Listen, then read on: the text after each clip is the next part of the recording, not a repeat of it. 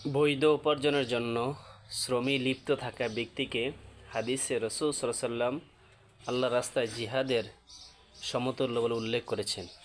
কাব ইবনে আজুরা রাদিয়াল্লাহু তাআলা আনহু বলেন, মাররা আলান নবী সাল্লাল্লাহু আলাইহি ওয়াসাল্লাম রাজুলুন ফারা আসহাবু রাসূলিল্লাহি সাল্লাল্লাহু আলাইহি ওয়াসাল্লাম মিন জালাদিহি ওয়া নাশাতিহি فقالوا يا رسول الله لو كان هذا في سبيل الله। রাসূল সাল্লাল্লাহু আলাইহি ওয়াসাল্লামের সামনে দিয়ে একজন সাহাবী হেঁটে যাচ্ছেন। এমন সময় একজন সাহাবী বললেন, ইয়া রাসূলুল্লাহ, আপনার এই সাহাবীটা যদি আল্লাহর রাস্তায় থাকতো কতই না উত্তম হতো, কতই না ভালো হতো।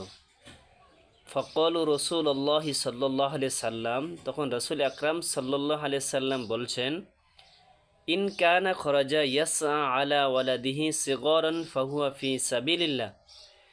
এই লোকটা যদি তার শিশু বাচ্চাদের জন্য রিজিকের সন্ধানে বেরিয়ে যায়, তাহলে সে আল্লাহর রাস্তায় রয়েছে।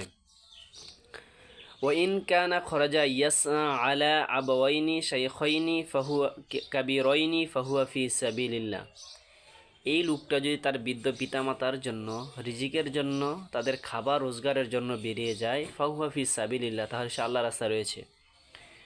ওয়া ইন কানা খরাজা ইয়াসআ আলা নাফসিহি ইউইফাহা ফাহুয়া ফি সাবিলিল্লাহ।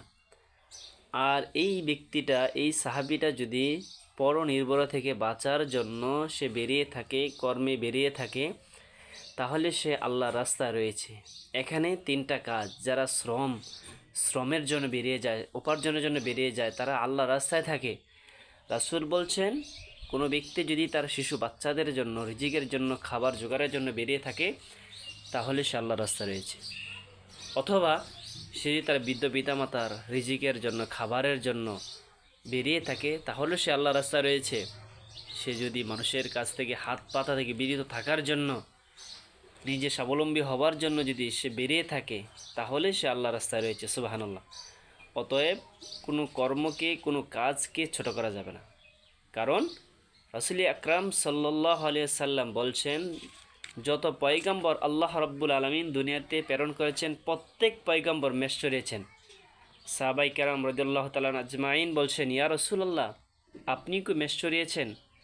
তখন রাসূল বলছেন, ফাকালা আসহাবু ওয়া আনতা? ফাকালা নাআম কুনতু আরআহা আলা করারিত লি আহলি মক্কাতা।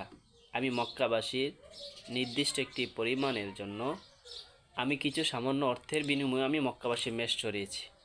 যে রাসূল আকরাম সাল্লাল্লাহু আলাইহি সাল্লাম সৃষ্টি না হলে কোনো দুনিয়া সৃষ্টি হতো না। তাহলে যে রাসূল আকরাম সাল্লাল্লাহু আলাইহি সাল্লাম নবীদের সর্দার, তাহলে ওই রাসূল যদি মেষ চড়িয়ে থাকতে পারে, তাহলে আপনি আমি কি? আল্লাহ রাব্বুল আলামিন আমরা যে কর্মে আছি, ওই কর্মটাকে যেন আমরা হালালভাবে আমরা উপার্জন করতে পারি, হালাল টাকা উপার্জন করতে পারি, হালাল রিজিক অন্বেষণ করতে পারি। আল্লাহ তৌফিক আমাদেরকে দান করুন। আমিন। আসসালামু আলাইকুম ওয়া রাহমাতুল্লাহ।